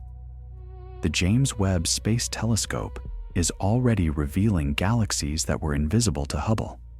Next-generation telescopes will push further. Every time we build a better eye, the universe reveals more of itself. Let's explore this idea more deeply. It's important for understanding our place in the cosmos. The history of astronomy is largely a history of underestimation. At every stage, we thought we understood the size of the universe, and at every stage, we were wrong. We thought the Earth was the center. We thought the Sun was the center. We thought the Milky Way was the entire universe. Each assumption was shattered by new observations. The same pattern continues today. Every new telescope, every new survey, every new technique reveals more than we expected. The universe keeps getting larger, not because it's actually changing, but because we're getting better at seeing it. The 2016 estimate of 2 trillion galaxies was based on a statistical model. The researchers looked at how the number of galaxies changed as they observed smaller and fainter objects. They noticed a pattern. For every bright galaxy, there were many more faint ones. For every large galaxy, there were many more small ones. By extrapolating that pattern to objects too faint to see, they estimated how many galaxies must be hiding beyond our detection limits. But that model has uncertainties. It assumes that the pattern continues smoothly to smaller and smaller galaxies. It assumes that our understanding of galaxy formation is correct. It assumes that we haven't missed any important factors. Any of those assumptions could be wrong. Since 2016, new observations have complicated the picture. The James Webb Space Telescope has found galaxies in the early universe that seem too massive, too bright, too mature for their age. These discoveries suggest that our models of galaxy formation may need revision, and if our models are wrong, our estimates of galaxy numbers might be wrong too. Some recent studies have suggested the number might be lower than 2 trillion, perhaps closer to the original estimate of 200 billion. Others have suggested it might be higher. The truth is, we don't know. We're still counting. And that's okay. That's how science works. We make estimates based on the best available data, and then we update those estimates when new data arrives. The uncertainty is not a failure. It's a feature. It means we're still learning. What we do know is that the number of galaxies is enormous, whatever the exact figure. Whether it's 200 billion or 2 trillion or something in between, it's a number that defies human comprehension. It's a number that makes our entire civilization, our entire history, our entire planet look like a rounding error. And we're still finding more. Every time we look harder, the universe shows us more of itself. That pattern has held for centuries. There's no reason to think it will stop. the universe is large. Larger than we thought, larger than we can think. And every time we believe we've finally grasped its size, it reveals another layer of depth, another horizon beyond the horizon. This is humbling, but it's also wonderful. It means the universe will never be boring. It means there will always be more to discover. It means the story is not over. Now let's turn our attention from counting to colliding. Let's see what happens when these vast structures, these islands of stars, meet. Galaxies collide all the time. The Milky Way and Andromeda are on a collision course right now. They'll merge in about 4.5 billion years. But collision is a misleading word. Galaxies are mostly empty space. When two galaxies pass through each other, their stars almost never touch. What happens instead is gravitational chaos, orbits disrupted, gas clouds compressed, new stars ignited. A collision that lasts hundreds of millions of years, unfolding in slow motion across distances too large to feel. The word collision conjures images of violence, two objects smashing together, debris flying everywhere. But galaxy collisions are nothing like that. When two galaxies collide, their stars pass by each other like two swarms of bees. The stars are so far apart, relative to their sizes, that the chance of any two stars actually hitting each other is essentially zero. The Milky Way contains hundreds of billions of stars, but spread across 100,000 light years. They're like grains of sand scattered across an empty desert. Add another desert of sand grains, and the grains still don't touch. What does happen is gravitational interaction. The galaxies feel each other's gravity. Stars are tugged out of their orbits. Spiral arms are stretched and distorted. Tidal forces pull streams of stars into space, creating bridges and tails that can span hundreds of thousands of light years. Gas clouds, unlike stars, do collide. They slam into each other at high speeds, compress, and collapse into new stars. Galaxy collisions often trigger bursts of star formation. The compressed gas ignites with new lights, sometimes creating more new stars in a few million years than the galaxy would normally produce in billions. The Milky Way and Andromeda will begin their collision in about 4 billion years. They'll make their first pass, their shapes distorting, their stars scattering. Then they'll swing back together for a second pass, and a third, until eventually, about 6 or 7 billion years from now, they'll merge into a single giant elliptical galaxy. Astronomers have already given it a name, Milkomeda. By then, the sun will have died. Earth will have long been destroyed. But somewhere in that merged galaxy, other planets will exist, orbiting other stars, and perhaps other beings will look up at their sky and wonder about their galaxy's history. Let's slow down and explore this process more carefully. It's one of the most dramatic events in the universe, even though it unfolds too slowly for any single observer to witness. The first sign of an approaching collision would be subtle.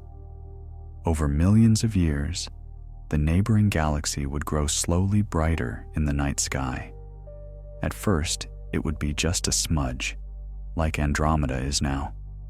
But gradually, it would expand, its spiral arms becoming visible, its individual stars beginning to resolve.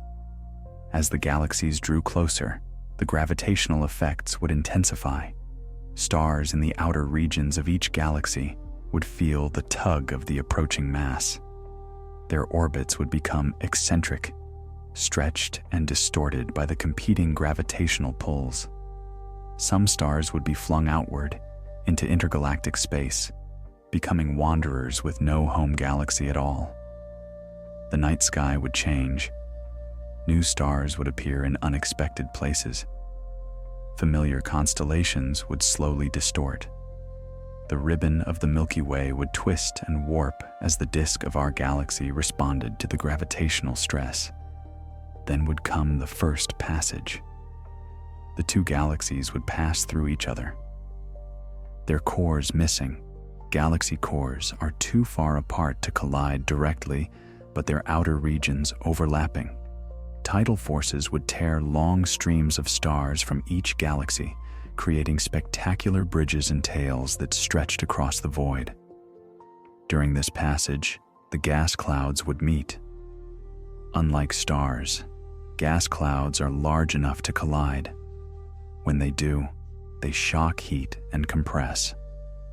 The compression triggers star formation on a massive scale, what astronomers call a starburst. Millions of new stars would ignite, blazing blue and bright, illuminating the chaos of the collision. After the first passage, the galaxies would separate again, their structures torn and distorted. But gravity would pull them back. They would swing around, approach again, pass through each other again. Each passage would disrupt them further, stripping more stars, compressing more gas, creating more new stars. This dance would continue for billions of years. The galaxies would spiral around each other, gradually losing energy, gradually sinking together. Their spiral structures would be destroyed, the orderly rotation of their disks disrupted by the repeated gravitational encounters. Their stars would settle into random, chaotic orbits. Finally, the two cores would merge. The supermassive black holes at the center of each galaxy would spiral toward each other, eventually combining into a single, larger black hole.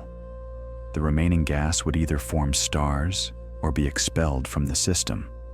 The result would be a giant elliptical galaxy, a vast spherical cloud of stars with no spiral arms, no disk, no ongoing star formation. This is the fate of the Milky Way.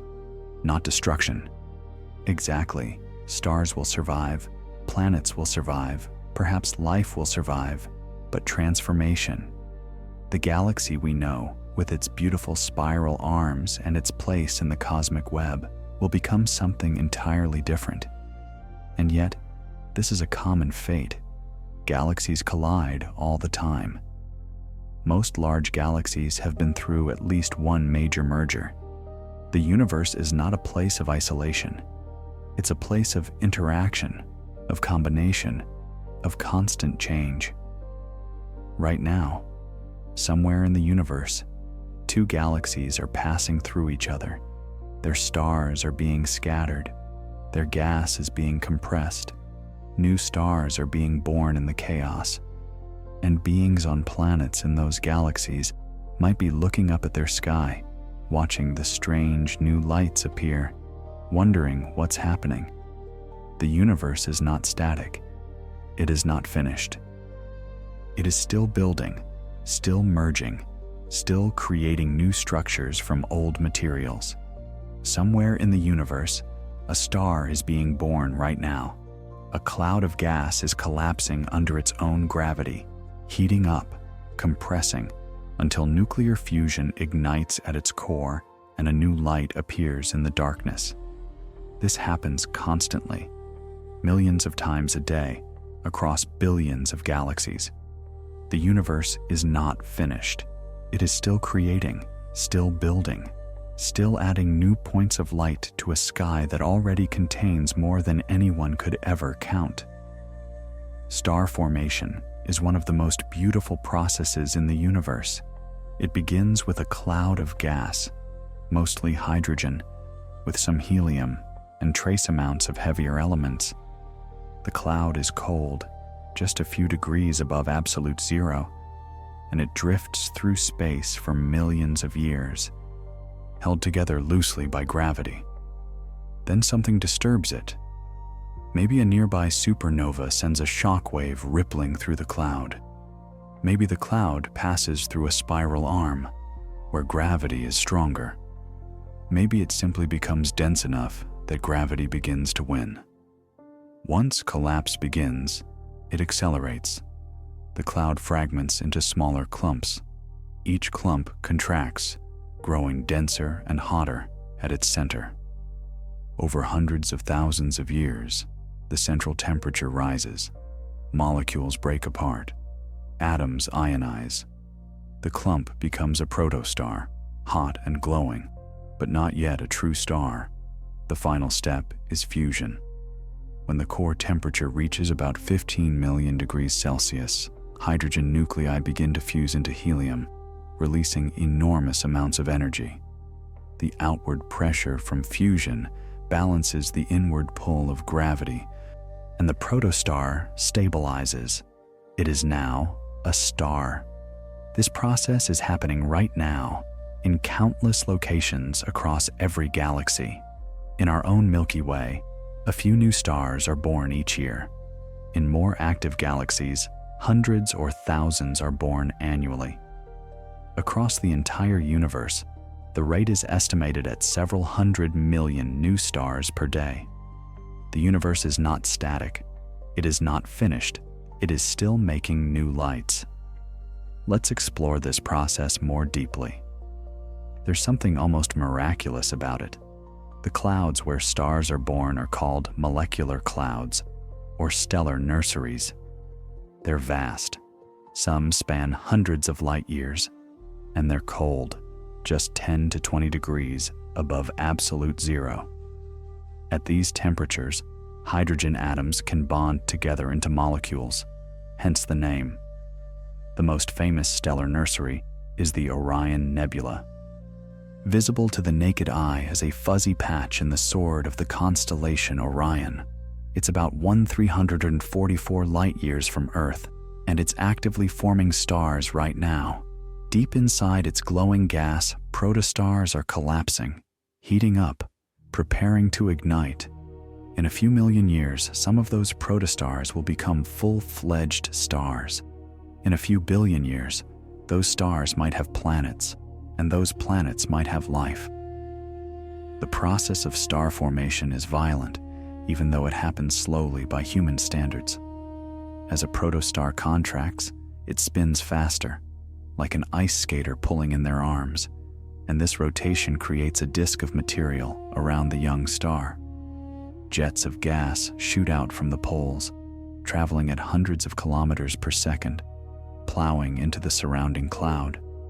These jets can stretch for light years, carving tunnels through the gas and dust. They're one of the most dramatic signs of a star being born, a kind of cosmic announcement that a new light is forming. Not all the material in the disk falls into the star. Some of it clumps together, forming larger and larger objects. First dust grains, then pebbles, then rocks, then planetesimals, and eventually planets.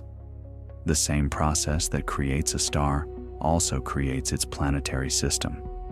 Every star you see in the night sky probably has planets. Some of those planets probably have moons. A few of those planets might have oceans, and a handful, who knows, might have life. This is the chain of creation that connects the largest structures in the universe to the smallest. Stars form from clouds. Planets form from the material around stars. Life, perhaps, forms on some of those planets. And that life, if it's curious enough, eventually looks up and wonders where stars come from. You are part of this chain. The atoms in your body were once part of a molecular cloud. They collapsed into a star, not the sun, but an earlier star, long since dead. That star exploded, scattering its atoms into space. Those atoms became part of another cloud, which collapsed to form the sun and its planets. And some of those atoms became you. You are made of star stuff, not metaphorically, literally. The calcium in your bones, the iron in your blood, the carbon in your cells, all of it was forged inside stars and scattered by their deaths. You are the universe's way of experiencing itself, of wondering about itself, of appreciating its own creativity. And right now, even as you lie here listening, new stars are being born. New atoms are being forged, new planets are forming. The universe is still creating, still building, still adding to its collection of lights. It will continue doing this for a very long time. Billions of years, trillions perhaps. Long after the sun has died and the earth has been destroyed, new stars will still be forming somewhere. The universe is not running down, it's still winding up, still producing new structures, new complexities, new possibilities. That's a comforting thought in a way. The story doesn't end with us. It continues in ways we can barely imagine, long after we're gone. For every star being born, another is dying. Some fade quietly into white dwarfs. Others explode as supernovae, scattering their atoms across space. The light from some of those dead stars is still traveling toward us, meaning we see them as they were, not as they are. Some of the stars you see tonight may already be gone. Their light is a message from the past, arriving just in time to be beautiful. Stars don't live forever. They burn through their fuel, evolve, and eventually die. Sometimes quietly, sometimes spectacularly. The way a star dies depends on its mass. Small stars, like our sun, exhaust their hydrogen and then fuse helium for a while, swelling into red giants. Eventually, they shed their outer layers, leaving behind a dense, hot core called a white dwarf. White dwarfs glow for billions of years, slowly cooling, eventually fading into darkness. Larger stars have more dramatic deaths. When they run out of fuel, their cores collapse in seconds. The outer layers rebound off the collapsing core and explode outward in a supernova, one of the most powerful events in the universe. For a few weeks, a single supernova can outshine an entire galaxy. Then it fades, leaving behind either a neutron star or a black hole. Supernovae are cosmic recycling plants. They scatter heavy elements, carbon, oxygen, iron, gold, into space, where they become the raw materials for new stars and planets. Every atom of carbon in your body was forged in a star. Every atom of iron in your blood was scattered by a supernova. You are made of star death. And here's the strange part. Because light takes time to travel, we often see stars that have already died. The star Betelgeuse, visible in the constellation Orion, is about 700 light-years away. If it exploded today, we wouldn't know for 700 years.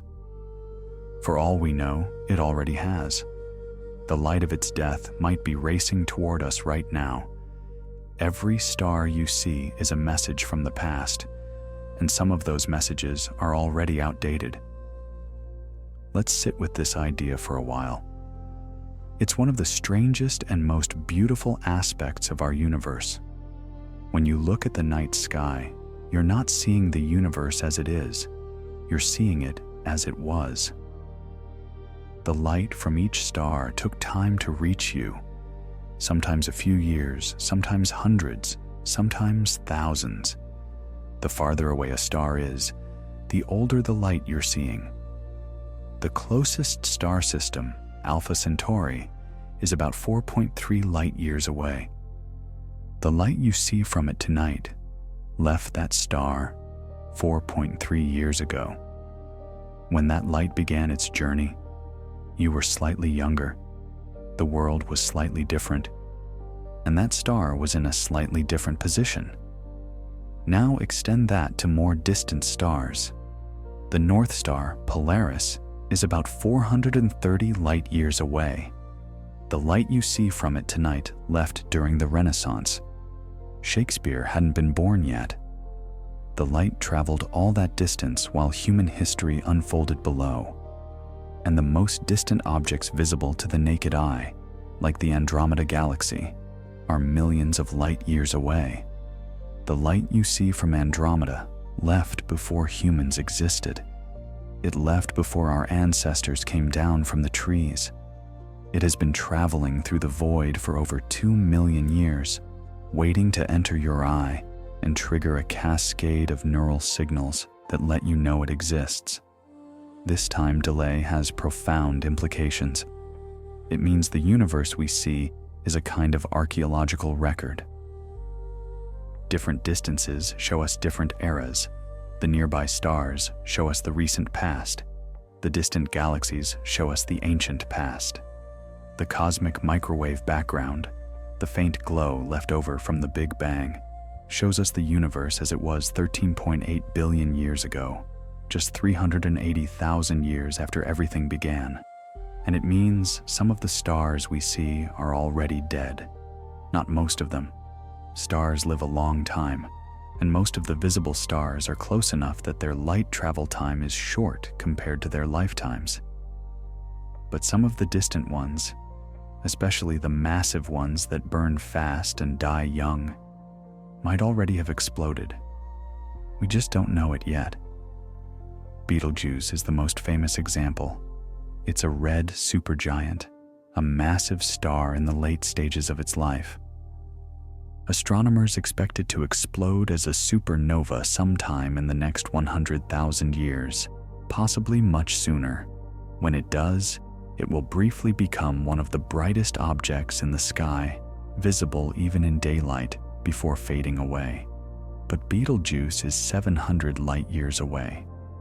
So if it exploded right now, at this exact moment, we wouldn't see it for 700 years. The explosion could have happened in the year 1324, and the light would just now be reaching us. There's something poetic about this. We see stars not as they are, but as they were. We see echoes of the past, arriving in the present, telling us stories of events that have already concluded. The night sky is a museum, and we are wanderers through its ancient halls. And when we die, our sun will continue shining. The light we see today will continue traveling outward, carrying the news of our star's existence to distant worlds. Perhaps billions of years from now, some observer in a distant galaxy will see the light of our sun and wonder about the worlds that might have orbited it. The universe is full of messages, traveling in all directions, carrying news of births and deaths, of explosions and slow fades. We receive some of those messages. We send some of our own, and the cosmic postal system continues operating, indifferent to whether anyone is reading the mail.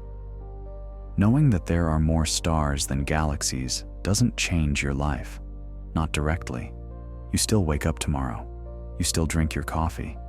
You still worry about things that feel urgent, but will not matter in 1,000 years, let alone 1 billion.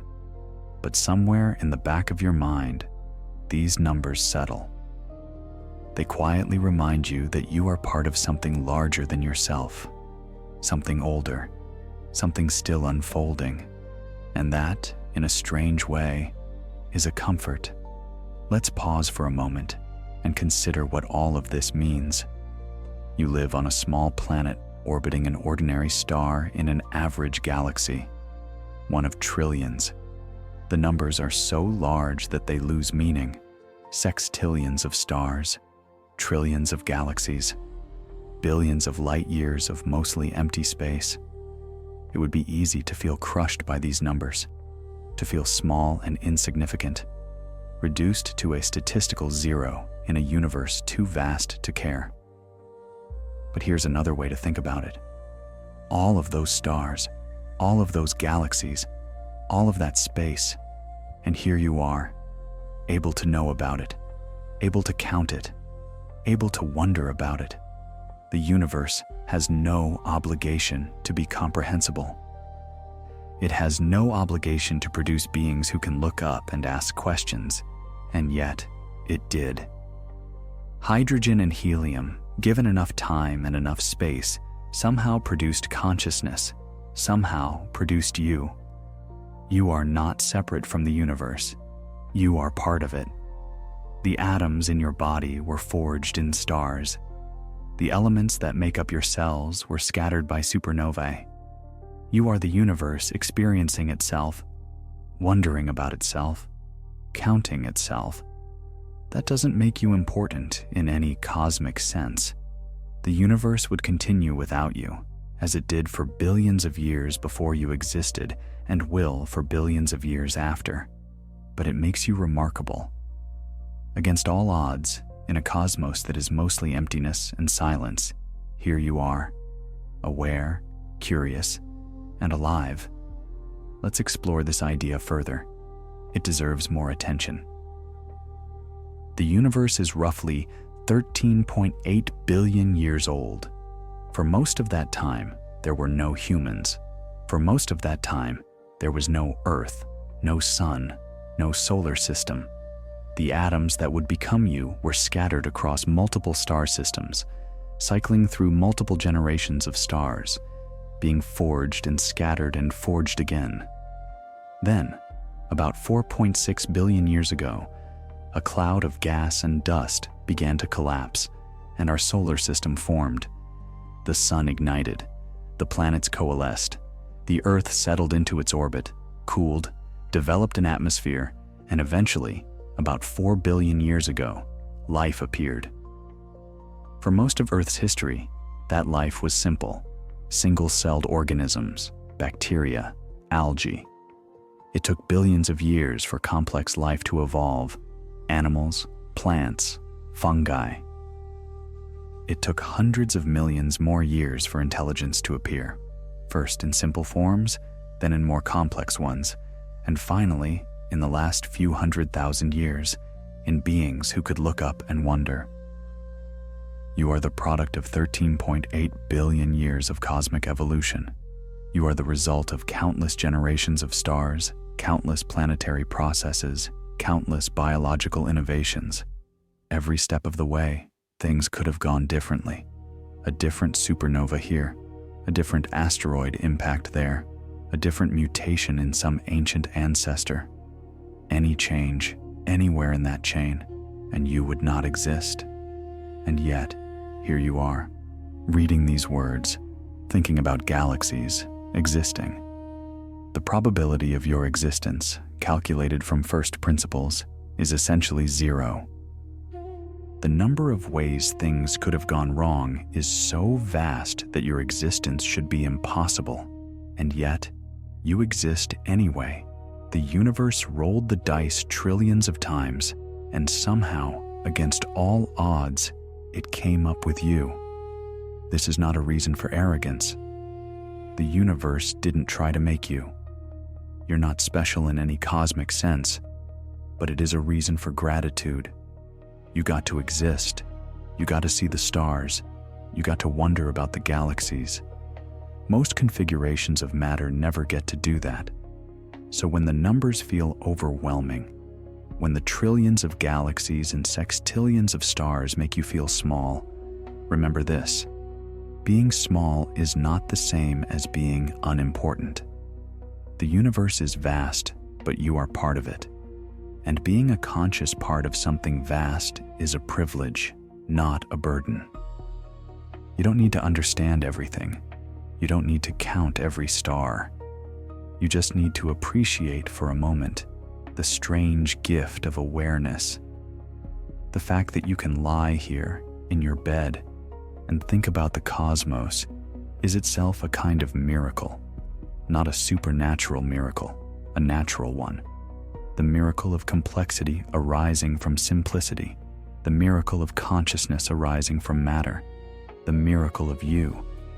And tomorrow, when you return to your normal life, the coffee, the commute, the small worries and small joys, somewhere in the back of your mind, these thoughts will remain.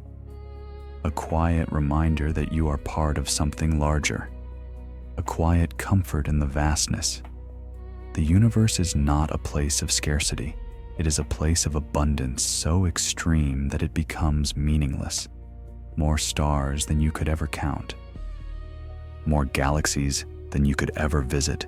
More time than you could ever fill. And yet, here you are.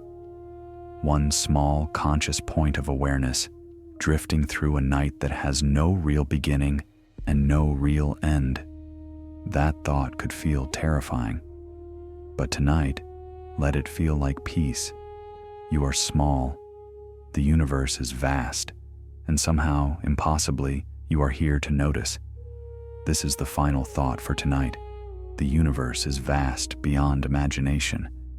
The numbers we've explored, sextillions of stars, trillions of galaxies, are so large that they stop being numbers and become feelings.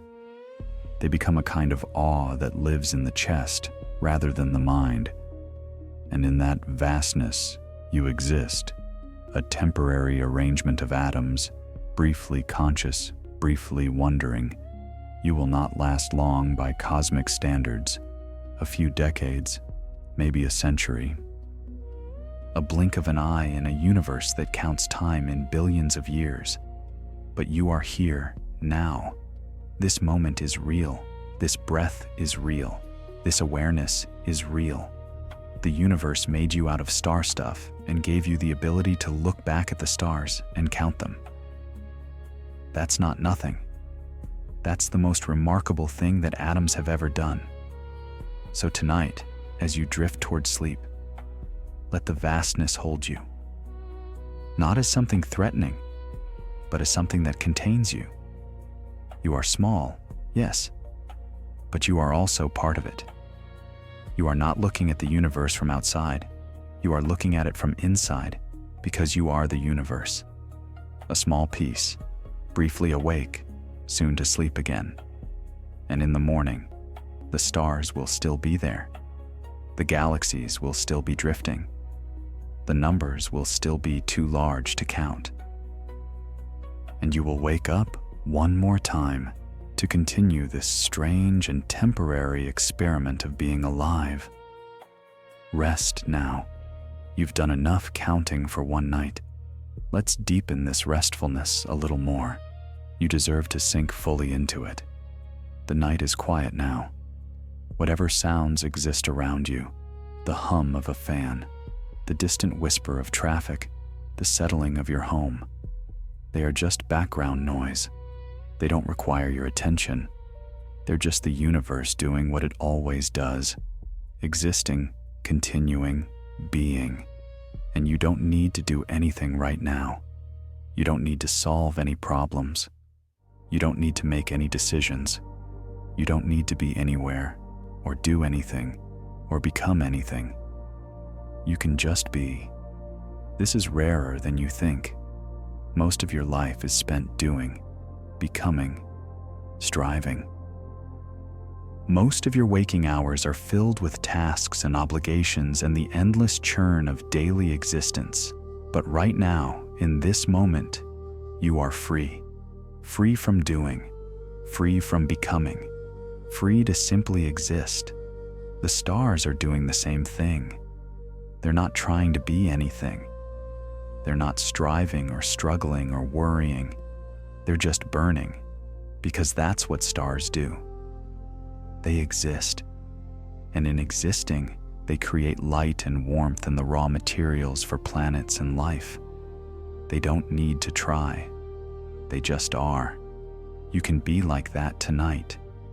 You can let go of trying. You can let go of striving. You can sink into the simple fact of your own existence, as natural and unforced as the burning of a star. The galaxies are drifting right now, as you lie here. They're moving through the cosmic web, flowing along filaments, falling into clusters. They've been drifting for billions of years, and they'll continue drifting for billions more. They don't hurry. They don't rush. They move on timescales so long that hurrying would be meaningless. You can borrow some of that patience tonight. You can let time stretch out, slow down, become gentle. There's no urgency. There's no deadline. There's just this moment extending itself quietly into the next moment, and the next, and the next. And somewhere in that sequence of moments, sleep will come. Not as something you force, but as something that arrives naturally, like dawn or gravity or the slow drift of galaxies. You don't need to chase it, you just need to create the conditions for it, and it will find you.